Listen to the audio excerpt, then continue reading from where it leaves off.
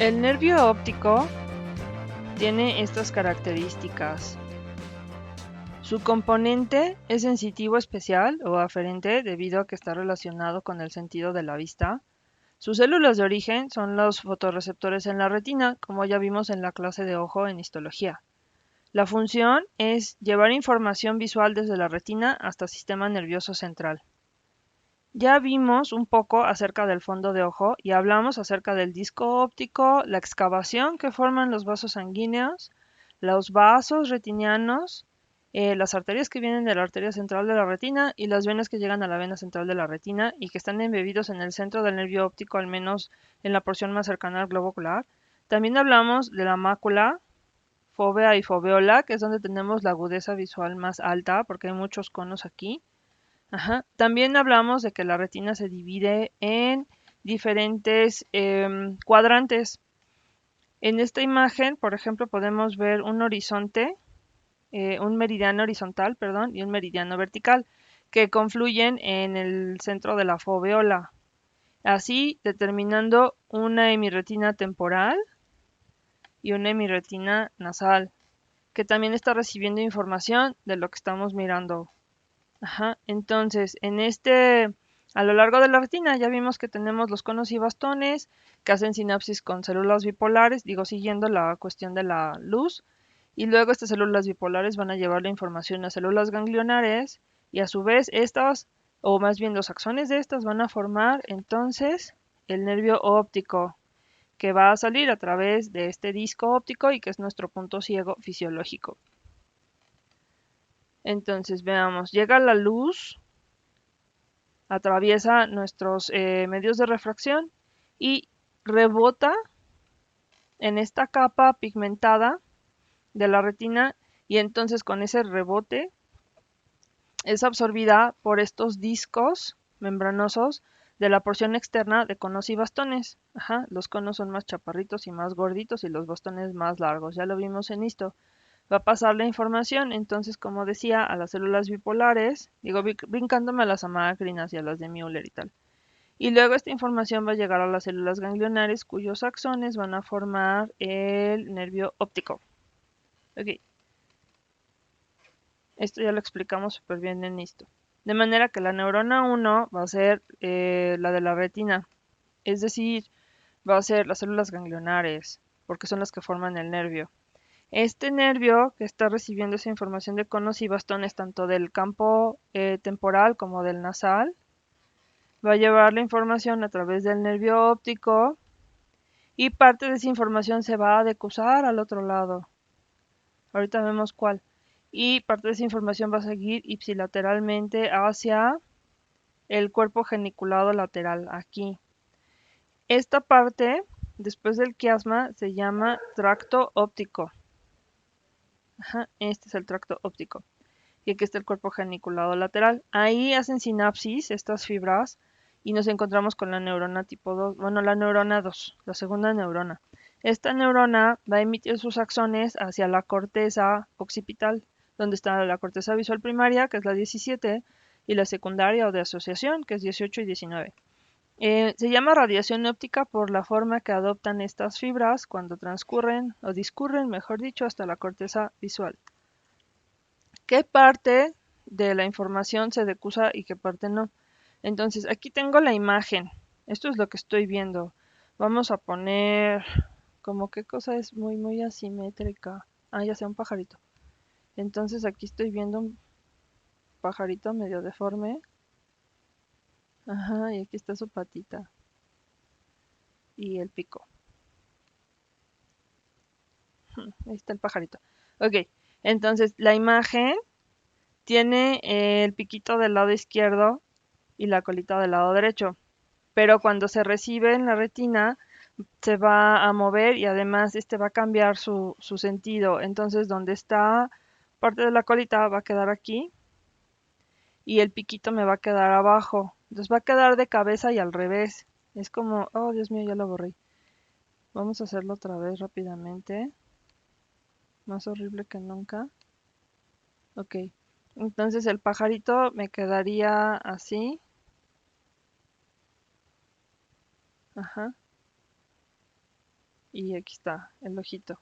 ¿Sale? Entonces todo queda de cabeza y al revés cuando se percibe en la retina. Entonces una cosa es lo que estamos mirando, otra cosa es lo que se percibe en la retina y otra es lo que llega hasta la corteza occipital. Veamos entonces, si yo parto lo que estoy viendo en un campo en diferentes cuadrantes y luego lo parto en la retina, tengo aquí mi campo temporal y tengo aquí mi campo nasal. Igual aquí temporal y nasal. Entonces, lo que estoy mirando es que en los campos nasales estoy integrando una imagen completa, porque tengo este color durazno y este color azul clarito. Ajá. Y aquí tengo el morado y tengo el verde. Ok, entonces estoy integrando una imagen completa con los puros campos nasales y una imagen completa con los puros campos temporales. Eso es importante porque entonces las fibras temporales, vean, aquí se van a ir de este lado y van a seguir ipsilaterales. Las fibras temporales, que son la morada y la verde, igual se van a ir ipsilaterales. Mientras que las fibras nasales son las que se van a decusar.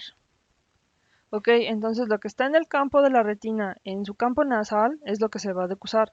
Y lo que está en el campo temporal de la retina sigue el mismo lado, integrando entonces una imagen completa de cada lado, porque ya dije que los nasales forman una imagen completa y los temporales también. Llega la información a la corteza visual y ahí se va a interpretar. Ajá. Y después tenemos que llevar a cabo otros procesos para poder decir pájaro horrible. Ok, entonces voy a borrar el pájaro horrible. Vamos a ver esta parte. También esta información, además de seguir estos caminos que acabo de explicar, tiene que llegar al núcleo pretectal y de ahí va a pasar al colículo superior y luego va a discurrir a través del tracto textoespinal y tectomedular que ya vimos en los tractos descendentes de la médula espinal. Esto va a llevar hacia la columna gris anterior de la médula espinal y núcleos motores de los nervios craneales. Esto va a suceder porque necesitamos que funcione para lo de los reflejos de protección. Ok, los campos visuales es lo que acabo de explicar. Se me hizo que quedaba más fácil con el pájaro feo porque es más asimétrico, pero básicamente es lo mismo. Igual, lo que llega a la retina, entonces está de cabeza y está al revés. Bueno, estos pájaros son más bellos, son unos cisnes. Es básicamente lo mismo que ya dije. Ok, bueno, entonces ya viendo esta vía visual del nervio, el tracto, el quiasma, la radiación óptica, podemos llegar a los reflejos. Hay diferentes tipos de reflejos en el ojo. Ya hablamos de algunos de ellos cuando vimos el globo ocular. El fotomotor directo y consensual, el de acomodación, el corneal, los corporales visuales y el cielo espinal. Por ejemplo, los corporales visuales, insisto en que son esa información que llega a través de la luz, llega a la retina, pasa a los diferentes sitios que dije, por ejemplo, núcleos pretectales, y eso estimula a parte superior del cuerpo para poder llevar a cabo este reflejo protector.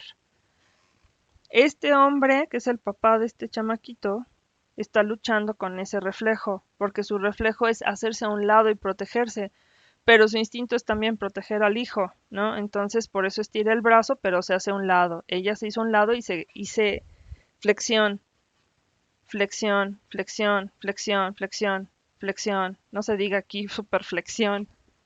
Ajá, entonces es un reflejo, no lo puedes evitar, a menos que tengas este instinto súper fuerte. Bueno, vamos a ver los reflejos. Mm, el reflejo fotomotor directo y consensual se refiere al que ya habíamos visto en globo ocular. Entra la luz, vamos a poner que entra la luz al ojo derecho. Es recibida por conos y bastones, llega al nervio óptico, atraviesa el quiasma, la porción nasal, la porción temporal, y llega al tracto óptico y llega al núcleo pretectal y ahí hace sinapsis. Luego, esa sinapsis va a ser con el núcleo de Edinger-Westphal. Ese núcleo es del nervio craneal 3 del oculomotor, pero la sinapsis va a ser de los dos lados porque va a ser de un solo lado y también se va a decusar. Ajá.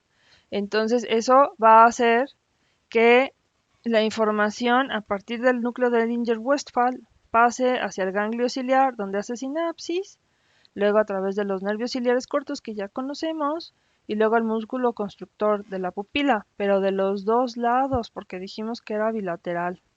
Entonces, si yo echo luz en el ojo derecho, es el fotomotor y se contrae la pupila, es el fotomotor directo.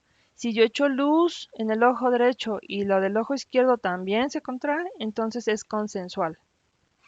Bien. Este es el videito que ya habíamos visto en la clase, lo podemos ver de nuevo en nuestra sesión sincrónica porque si no se pasma este. El reflejo de acomodación es cuando la luz entra a través del nervio, bueno, del ojo, se lleva a través del nervio óptico, al quiasma óptico, al tracto óptico, nervio, quiasma, tracto, al cuerpo geniculado lateral. Sinapsis, radiación óptica, corteza visual, normal, ¿no? Luego, esto va a ir hacia el campo ocular frontal y las fibras córtico-nucleares, o sea, del campo ocular, del campo ocular frontal van a llegar a la corteza motora. Y en la corteza motora encontramos el núcleo del tercer par craneal, que va a inervar al músculo recto medial, de manera que nosotros vamos a poder dirigir la mirada hacia el centro, o sea, nuestra vista se va a ir hacia el centro. Ahí está, hacia el centro, hacia aquí, a la punta de la nariz. También lo que va a pasar es que se va a acomodar el cristalino y la pupila se va a contraer. Eso ya lo vimos. El reflejo corneal es el que está relacionado con la córnea conjuntiva. Este es más bien un reflejo relacionado con el trigémino, pero lo menciono de una vez porque estamos en el ojo, ¿no? Entonces, se estimula la córnea conjuntiva y a la vez se estimula la primera división del nervio trigémino, que es la oftálmica. Esta va a llevar la información al núcleo sensitivo del trigémino, que vamos a ver más adelante. Vamos a ver, entonces córnea y o conjuntiva, al trigémino, al núcleo sensitivo, sinapsis, con neuronas internunciales, se van a ir del mismo lado y la O contralateral. Sinapsis con el núcleo motor del nervio facial. ¿Y qué hacemos? Cerramos los ojitos, porque el núcleo motor del nervio facial entonces va a estimular al orbicular de los ojos y se van a cerrar, van a ver parpadeo. ¿Cómo lo estimulamos? Pues con una torunda o con un algodón estéril estimulamos esta córnea, pero le decimos que vea a otro lado, porque si vea directamente, pues cierra el ojo. Los corporales visuales se refieren a cuando hay seguimiento automático de ojos y cabeza durante la lectura, la cabeza y el cuello hacia la fuente de estímulo y también levantamiento del brazo como protección, ¿no? Flexión, que ya habíamos dicho. Aquí intervienen muchos procesos, también los del cerebelo. Los reflejos corporales visuales son estos. La retina recibe la luz, pasa a través la información del nervio óptico al quiasma, nervio óptico, quiasma, tracto óptico, cuerpo geniculado lateral, sinapsis. Aquí ocurre la sinapsis. Luego del cuerpo geniculado pasa a los núcleos pretectales y luego en el colículo superior hacen sinapsis. Ya llevo 3 neuronas. Y luego esta información va a través del tracto tectoespinal y el tecto medular. Y esto va en el núcleo de la columna gris anterior y neuronas de núcleos motores de nervios craneales precisamente para la flexión y cerrar los ojitos. Finalmente el cilio espinal es cuando se estimulan fibras sensitivas aferentes. Las neuronas simpáticas posganglionares en la columna gris lateral de T1 y T2 aquí hacen sinapsis, sería aquí. Viaja a través del tronco simpático, en el ganglio cervical superior hay sinapsis.